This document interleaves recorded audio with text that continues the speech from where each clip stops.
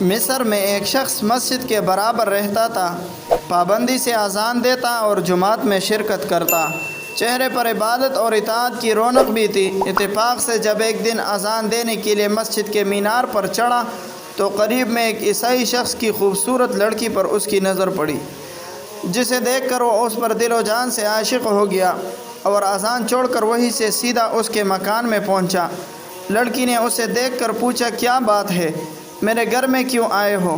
اس نے جواب دیا، میں تجھے اپنا بنانے آیا ہوں، اس لیے کہ تیرے حسن و جمال نے میری عقل کو معاف کر دیا ہے۔ لڑکی نے جواب دیا، میں کوئی تہمت والا کام نہیں کرنا چاہتی، لہٰذا آپ تشریف لے جائیے۔ تو اس نے پیشکش کی کہ میں تجھ سے نکاح کروں گا۔ لڑکی نے کہا کہ تو مسلمان اور میں عیسائی، میرا باپ اس رشتے پر تیار نہ ہوگا۔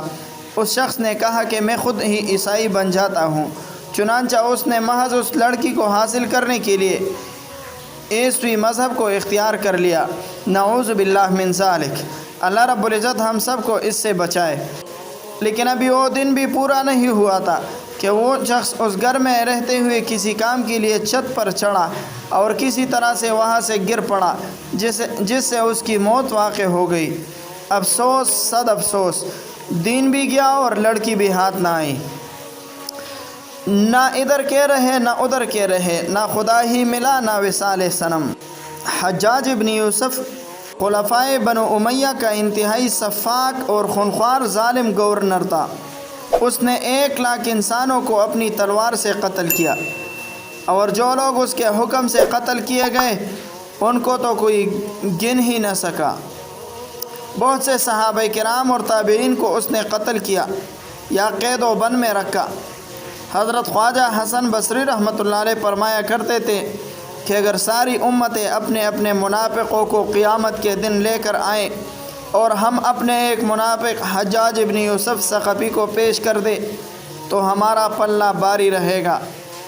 حجاج ابن یوسف جب کینسر کی خبیث بیماری میں مرنے لگا تو اس کی زبان پر یہ دعا جاری ہو گئی۔ یہی دعا مانگتے مانگتے اس کا دم نکل گیا۔ دعا یہ تھی، اے اللہ، تیرے بندے میرے بارے میں کہتے ہیں کہ تو مجھے معاف نہیں کرے گا، مگر مجھے تجھ سے امید ہے کہ تو مجھے معاف فرما دے گا۔ خلیفہ عادل حضرت عمر بن عبدالعزیز رحمہ اللہ کو جب حجاج ابن یوسف کی زبان سے مرتے وقت یہ دعا سنی بہت اچھی لگی اور ان کو حجاج کی موت پر رشک ہونے لگا۔ اور جب خواجہ حسن بصری سے لوگوں نے حجاج کی اس دعا کا ذکر کیا تو آپ رحمہ اللہ نے تعجب سے فرمایا کہ کیا واقعی حجاج نے یہ دعا مانگی تھی؟ لوگوں نے کہا جی ہاں، اس نے یہ دعا مانگی تھی۔ تو آپ نے فرمایا کہ شاید خدا اس کو بخش دے۔ محترم سامعین کرام، اللہ رب العزت کے رحم و کرم کا کوئی انتہا نہیں ہے۔ فرعون کو بخشنے پر آ جائے تو کوئی پوچھنے والا نہیں ہے، لیکن ہم مانگے تو صحیح۔ اللہ رب العزت کی ذات ہمیشہ مہربان ہوا کرتی ہے۔ اسی حجاج ابن یوسف کے بارے میں یہ بھی آتا ہے کہ ایک دن اس کی ماں نے اس سے پوچھا کہ اے بیٹے، تو نے کتنے بڑے ظلم کیے، کتنے لوگوں کو تو نے بے دردی سے شہید کیا ہے، کیا اللہ تجھے اس حال میں بخش دے گا، تجھے معاف فرما دے گا؟ مرنے کے وقت یہ بھی اس نے اپنے ماں سے کہا تھا۔ ماں کی گود میں اس کا سر رکھا ہوا تھا اور ماں اس کے بالوں میں ہاتھ پھیر رہی تھی اور بتا رہی تھی کہ بیٹا، تیرا کیا حشر ہوگا، تیرے ساتھ کیا ہوگا آخرت میں، کیا تجھے اللہ بخش دے گا اس حال میں؟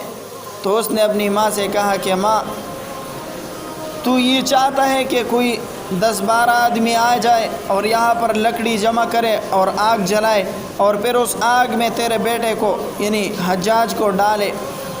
تو اس کی ماں رونے لگی اور اس نے کہا نہیں بیٹا، میں ایسا ہرگز نہیں چاہتی اور نہ میں اس طرح دیکھ سکتی ہوں۔ تو حجاج نے کہا کہ جب تو میری ماں ہو کر یہ نہیں دیکھ سکتی، مجھے آگ میں نہیں ڈال سکتی، تو میرا رب جو تجھ سے 70 ماؤں سے زیادہ اپنے بندے سے محبت کرتا ہے، وہ مجھے کس طرح آگ میں ڈالے گا؟ اور مجھے اپنے رب سے امید ہے کہ اللہ مجھے معاف فرمائے گا۔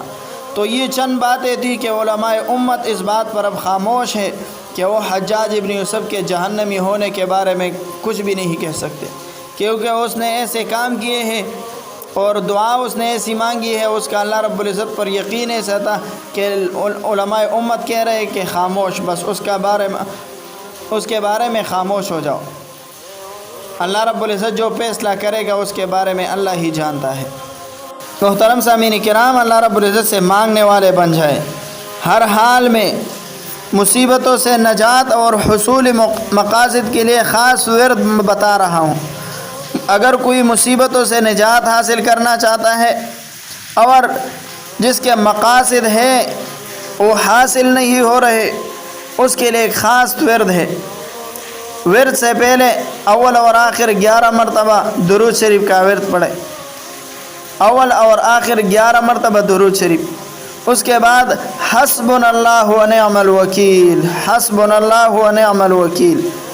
اس کے مختلف تعداد لکھی ہے، ہر مقصد کے لیے علیحدہ تعداد ہے۔ اگر کوئی شرور اور فتنوں اور شرور سے، مصیبتوں سے، تکلیف سے بچاؤ کے لیے اور اس سے حفاظت کے لیے اس کو 341 مرتبہ پڑھنا ہے، 341 مرتبہ۔ ہر قسم کے شر اور فتنے سے اس کی حفاظت ہو جائے گی۔ اگر کوئی وسعت رزق کے لیے، رزق میں وسعت اور برکت کے لیے یا قرض ادا کرنے کے لیے، ادائے قرض اس پر قرضہ ہے، تو اس کے لیے چاہیے کہ حسبنا اللہ و نعم الوکیل اول اور آخر 11 مرتبہ درود شریف پڑھے، اور پھر اس کو حسبنا اللہ و نعم الوکیل کو 308 مرتبہ پڑھے، 308 مرتبہ۔ خاص کام کی تکمیل کے لیے ہر کسی کے الگ الگ مسائل ہوتے ہیں، کسی کے لیے کوئی ایک کام خاص ہوتا ہے، کسی اور کے لیے دوسرا کام خاص ہوتا ہے۔ جس کا بھی کوئی خاص کام ہو اور اس کو مکمل کرنا چاہتا ہو، اور 111 مرتبہ حسبنا اللہ و نعم الوکیل، 111 مرتبہ۔ اور مصائب اور پریشانی سے نجات حاصل کرنے کے لیے 140 مرتبہ۔ یہ بہت مجرب عمل ہے، لیکن تعداد اور اعداد کا خیال رکھنا چاہیے۔ بزرگوں نے جس طرح بتایا ہے اسی طرح کرنا چاہیے۔ خاص گنتی سے برکت ہوتی ہے اور پھر وہی کام آسان ہو جاتا ہے۔ جس مقصد کے لیے جتنی تعداد بتائی گئی ہے اس کا پڑھنا ضروری ہے۔ اللہ رب العزت ہم سب کو کامیاب انسان بنائے۔ محترم سامعین کرام، آپ سے ایک درخواست ہے کہ اگر آپ نے ہمارے اس چینل کو سبسکرائب نہیں کیا ہے تو پلیز اس کو سبسکرائب کیجئے اور اپنے دوستوں کے ساتھ اس کو شیئر کیجئے تاکہ دوسرے ضرورت مند لوگ بھی اس سے فائدہ اٹھا سکیں۔ السلام علیکم ورحمۃ اللہ وبرکاتہ۔